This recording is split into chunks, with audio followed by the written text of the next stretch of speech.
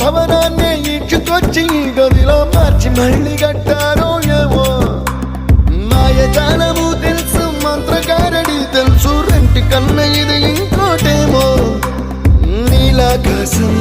నేలాకొస్తే ఇట్టాగే ఉంటాదో ఏమో ఈ సంతోషం